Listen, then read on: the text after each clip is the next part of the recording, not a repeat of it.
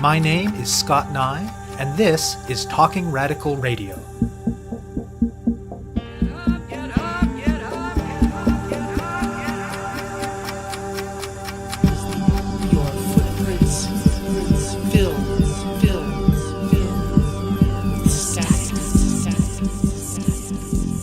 Hello and welcome to Talking Radical Radio, where we bring you grassroots voices from across Canada. We give you the chance to hear many different people who are facing many different struggles, talk about what they're doing, how they're doing it, and why they're doing it, in the belief that such listening is a crucial step in strengthening all of our efforts to change the world. On this week's show, I'll be speaking with Peter Gibbs. Depending on the details of a given collective struggle, and on the community or movement at its core, how people act together to create change can look very different. Even so, a lot of the skills and capacities to do that work can be quite similar across different struggles. By and large, most movements don't have good infrastructure or good practices for helping people build those skills and capacities as they start to get involved. A group that is trying to address that need is Organize BC, a capacity-building organization devoted to doing trainings, coaching, and community building to support progressive organizers across British Columbia and the rest of Western Canada. They're a project of an organization called the Global Youth Education Network Society. Organize BC has its origins in a group of environmental organizations on the West Coast. It was 2012 or 2013, deep in the years of the federal Conservative government of Stephen Harper and its relentless attack on environmental protections. These groups were mulling over the grave question of why they kept losing. The organizations, Dogwood, Lead Now, Force of Nature, and One Cowichan, identified the Harper government as a main barrier, and they decided to intervene by empowering their supporters to engage in get-out-the-vote activities in the next federal election. They put together a project through which they trained hundreds of people in the relevant skills for that kind of campaigning. After the election in 2015, they took some time to reflect. They decided to go from being a relatively closed and narrow project to something more public and much broader. Organize BC then did the basic work of developing a website and an organizational profile, and they began to adapt their curriculum and expand their programming to make it relevant to a broader range of campaigns, movements, and communities. Today, the bulk of Organize BC's work is in-person trainings. This includes a standard 2-day curriculum they call Organizing People Power Change. They have core programs on digital campaigning, building inclusive movements, and campaign storytelling. They also do versions of some of these things via online trainings, and they sometimes are able to offer customized trainings in specific contexts. As well, they have a few annual flagship programs. The Firelight Campaign School, in which a group of mostly new and young activists come together for a 5-day summer camp-style intensive training. The CanRoots West Conference, and a retreat each fall in which organizers who are in the thick of campaigns can gather, discuss, and problem solve. Though they still have strong ties to the environmental movement in BC, in the last 4 years, their work has moved far beyond that.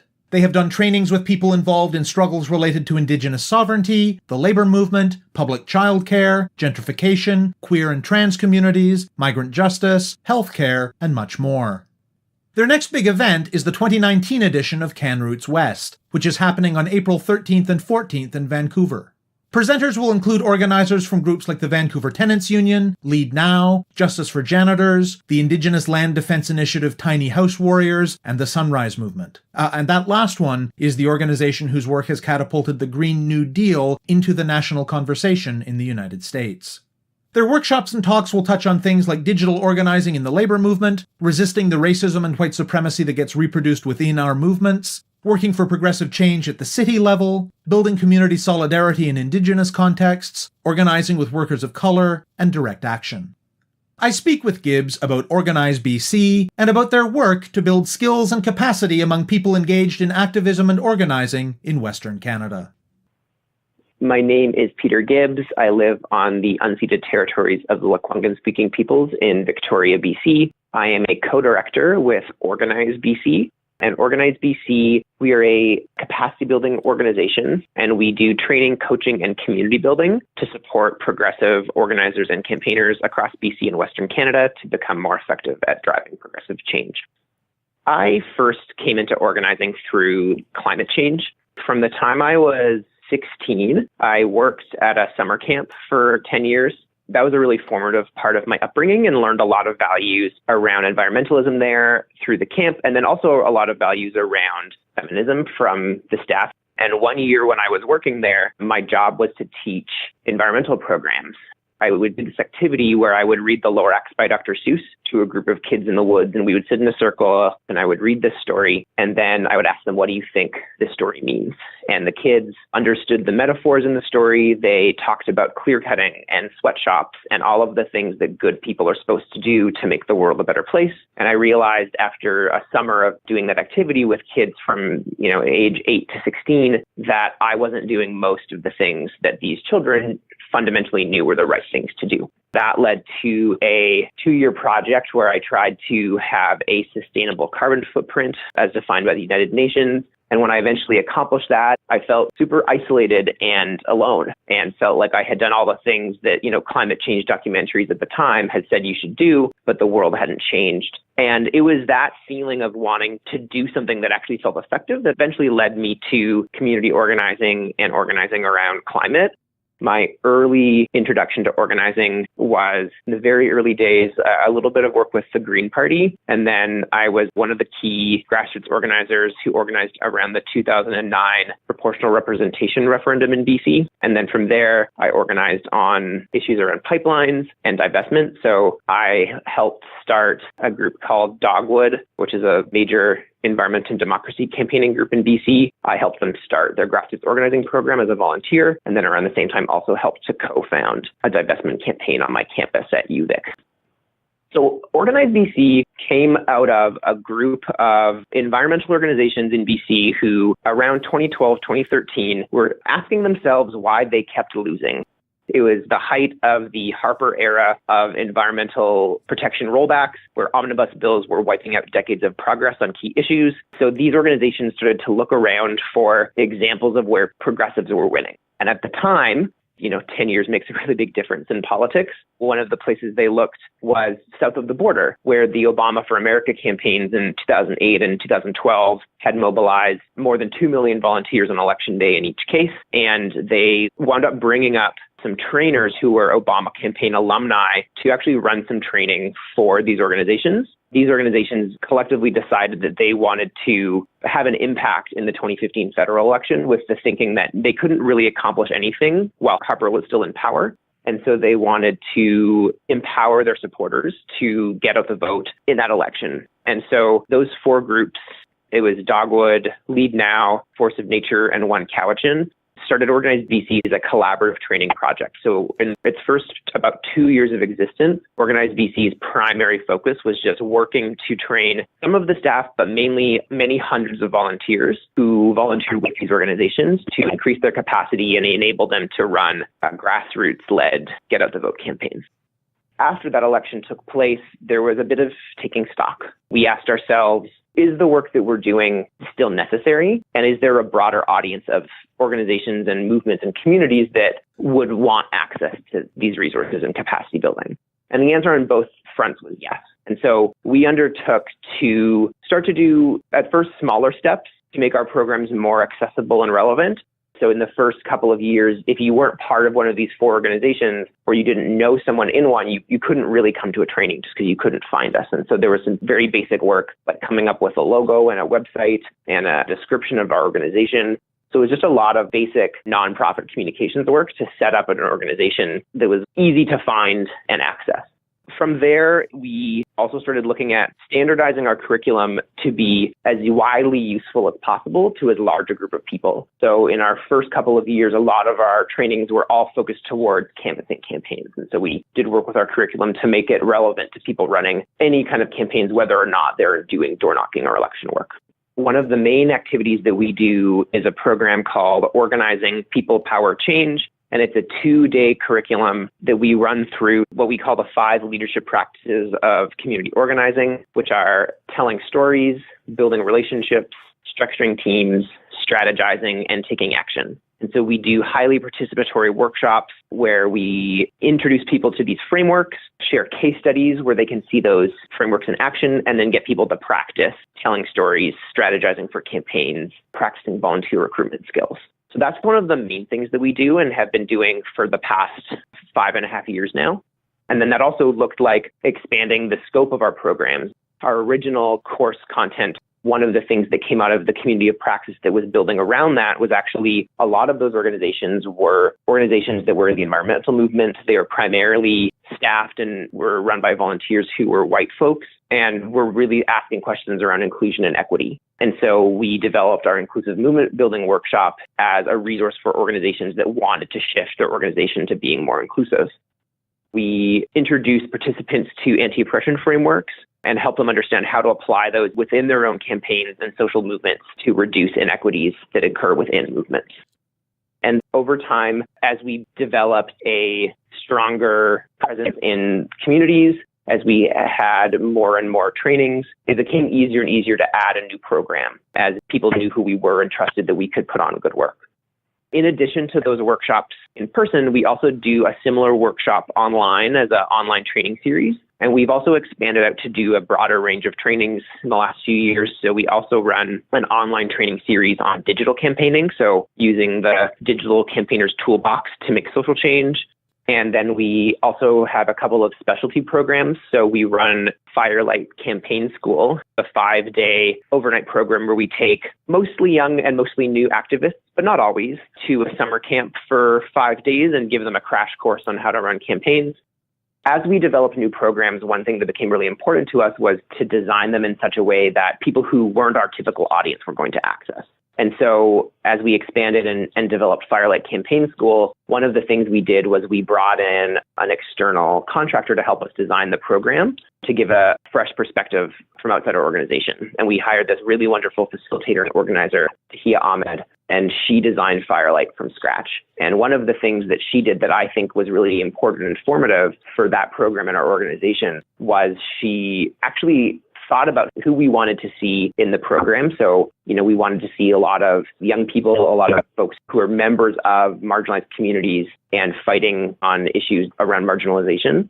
And so what she did is she went out and she found people who she knew, who she wanted to see come to the program. And she said, who would you like to train you? Like if you were going to come to a campaign school like this, who would you feel really excited to learn from? And then she got a whole bunch of feedback like that. And then those were the people that we brought on to run the program. And I think that was a really important step for us in terms of bringing on new voices and bringing in new communities to our programs. And then we also run a 2-day organizing conference called Can Roots West. And that's actually coming up on April 13th and 14th in Vancouver. So what is it about how movements exist and how they happen that means there's a need for an organization like yours? We're trying to make sure that people don't have to reinvent the wheel. Our curriculum draws on lessons from social movements going back generations and really are sharing tools and best practices that are widely used in many social movements and tried and true. A lot of the people that we work with are folks who they're spurred to activism and organizing through a lived injustice. And prior to experiencing that or prior to deciding to organize against something, they may never have done that before. So by sharing these tools around community organizing and digital campaigning that are established best practices, we help people not have to repeat the mistakes that earlier generations of organizers had to make to learn the best ways forward to win on campaigns.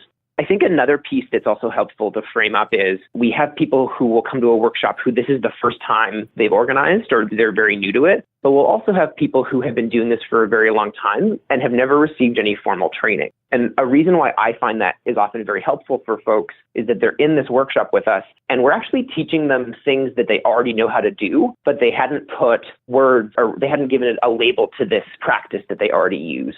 So what we're doing is we're helping provide them with tools to both have conversations with other organizers to collaborate, and then also to provide, like a theoretical frame around these things they already know how to do to help them be consistently effective in the future.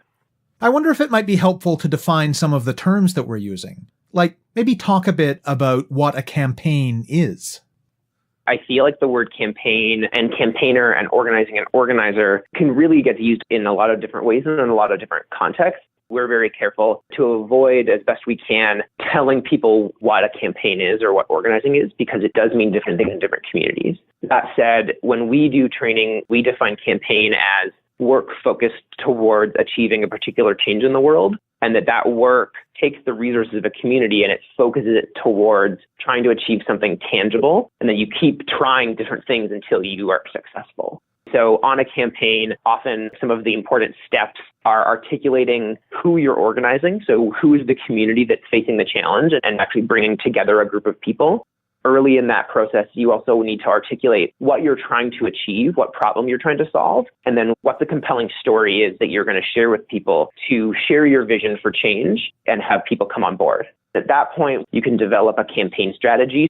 In some instances, a campaign is what we call a power with campaign, where there's nothing actually stopping a group of people from solving the problem that they are facing. So for example, if you were a group of parents and the problem that there wasn't any affordable childcare, a power with approach would be to open a daycare and pool your resources that way. I think the more typical understanding of a campaign is the power over campaign, where there's actually a decision maker, a target that you're trying to sway and make them do what you want, often a level of government or a corporation. Then you're strategizing to try and understand what are the interests of that target, what are the levers you can pull to make them do what you want, and then what resources do you have or can you create that put leverage against that target. And then once you have a strategy, you're delegating responsibility for different parts of that strategy to a network that's big enough to have the impact you need, and implementing tactics. And tactics can be anywhere from door knocking and canvassing to direct action to media stunts. You could spend a whole podcast talking about tactical options. Tell me more about Organize BC's organizational form, its funding, that kind of thing. Organize BC, we're a nonprofit, and we are a project of a charitable organization called the Global Youth Education Network Society. They also run a national youth leadership program called Next Up. And so we are a project of the Global Youth Education Network Society. Our first 2.5 years of existence, we had startup funding from a foundation who wanted to see capacity building work done in the environmental sector. And then once that initial startup work was over, we had a significant change in our funding model. So today we have 4 main funding streams. We have some grants still for specific projects. We get in-kind and direct contributions as sponsorships for individual programs. So that might be someone giving us some money to pay for the logistics and food costs for our training. It might be someone giving us a venue rental in kind. Pretty much all of our programs charge tuition. All of our programs also have sliding scales and or scholarships. So there's no program that we run that you can't access for free if you need to, although we do require a certain amount of tuition revenue from a given program to make it financially viable. And then finally, we also do fee-for-service work. So larger organizations, typically labor unions and larger nonprofit advocacy campaigns, will hire us to train their members, volunteers, and staff.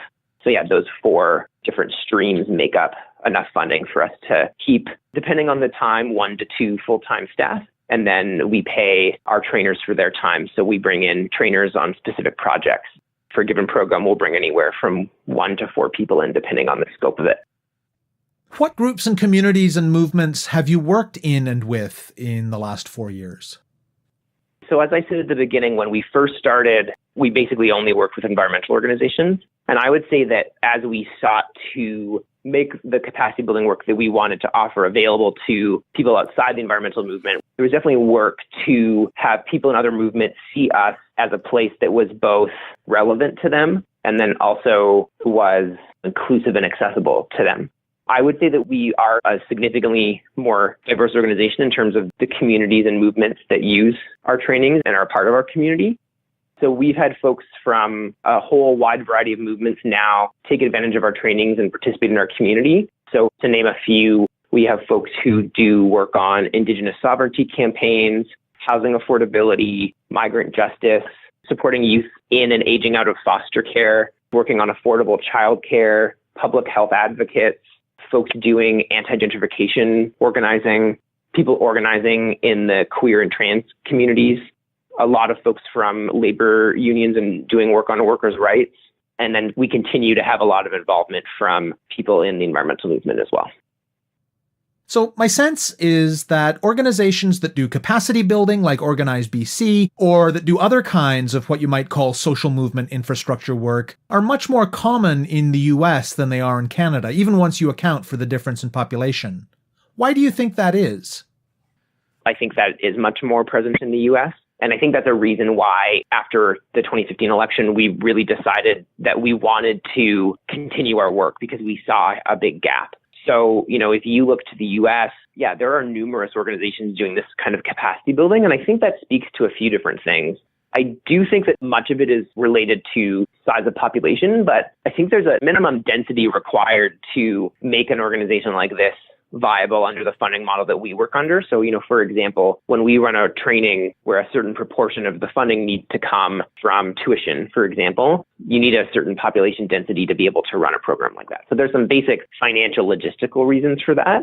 I also think that the foundation and funding world in Canada, there's a lot fewer sort of politically comfortable funders in Canada as compared to the States. So I think you'll see a lot more organizations who are interested in driving progressive change with a funding model, feeling comfortable funding an explicitly political training organization who are doing similar work to us. And I think that in many ways, because of the two-party system in the US, there's a lot of, say, Democrat Party aligned infrastructure that exists, and it's fairly straightforward who they work with.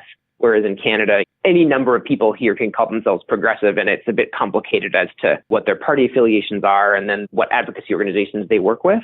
And then I think, lastly, a lot of the most significant leaps in new organizing methodologies in the last few years have been in the world of digital campaigning. And not only, things like social media advertising, but also in a lot of the online to offline part of the work where you're using digital tools to enable real world conversations and getting people, into the streets and at rallies, but using tech to help enable that. And the US is just ahead of us on that, just period. Any platform that's rolled out is often rolled out first in the States. And there's just a deeper bench of talent in that civic tech sector there because of its proximity to other parts of the tech world. I think that plays a significant role in how then those skills get passed on to people because of their proximity to, where it's coming from. And what other kinds of movement building infrastructure can you imagine that doesn't currently exist in Western Canada, but that you would like to see developed? I think there's two main umbrella categories that I can think of to answer your question.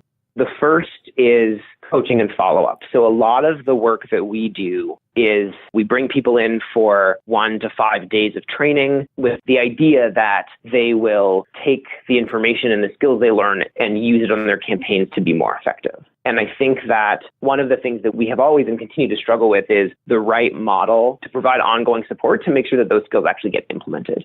And then I think the other piece is actually just capacity building around access to the actual nitty-gritty tools that people need to do the work. So, a couple of examples of the types of infrastructure I'm talking about, there's a lot of databases or CRMs where, web platforms that help people manage their supporters list and send email blasts and all of that technology. And then also there's another organization that I'm a fan of that we work with is called New Mode. And they provide digital tools to make it easy for people to do online actions. Just like some of that techie stuff that the average grassroots campaigner doesn't know how to use and doesn't have the money to buy. Some of that stuff being more widely available out of the box for free with people whose job it is to help you use it. You mentioned your CanRoots West conference, which is coming up not too long after this episode goes live. What are the plans for that? CanRoots West is happening on April 13th and 14th on the unceded territories of the Musqueam, Squamish, and Tsleil-Waututh peoples in Vancouver. It's a 2-day conference where we bring people together from across the progressive movement to hear stories from each other's victories, skill up, and get ready to make change in the year ahead. This year, we have a bunch of trainings and case studies for organizers to deepen their skill set and learn from each other. So a couple trainings just that I'll share that I'm really excited about. We have a training from the Vancouver Tenants Union on how to organize your building and meet other tenants and build power with your neighbors. We have a training on how to use digital tools to move people from online engagement to offline action. And we have a workshop on how white supremacy shows up in the work that we do and how progressive organizations can identify and avoid repeating oppressive power structures within their campaign. We also have some really exciting case studies that are going to be shared. Lead Now is going to share the story of how 750 volunteers made 330,000 get up the vote phone calls in our recent proportional representation referendum. So that's, I think, going to be a really exciting case study on using technology to enable volunteer and grassroots organizing at a large scale. We also have a case study from the tiny house warriors who are building and using tiny houses to do direct land defense against the Trans Mountain pipeline. I'm very excited about all of our keynote speakers, and there's a couple that are going to be speaking about exciting victories. So one of our keynotes his name is Charmarque Dubois, and he's a city councillor here in Victoria. And he became a Canadian citizen in July 2017, and a year and a half later voted in his first election and was elected to council. And he and the progressive council majority that were elected to city council in Victoria are making progressive changes on a wide degree of issues. He's going to talk about, how he got into the place that he is, and then the challenges and successes that they're facing as they drive forward their bold progressive agenda at the local level. We're also going to have a speaker from Sunrise Movement. Sophia Zaya is the state director for Pennsylvania for Sunrise Movement, and they're the organization that brought the Green New Deal to the climate discourse. In under 2 years, in a movement started by people all under 26, have completely changed the conversation around climate action in the US and North America. And so we're going to have Sophia come and talk about how they managed to do that and their plan to elect a president and Congress who will pass a Green New Deal.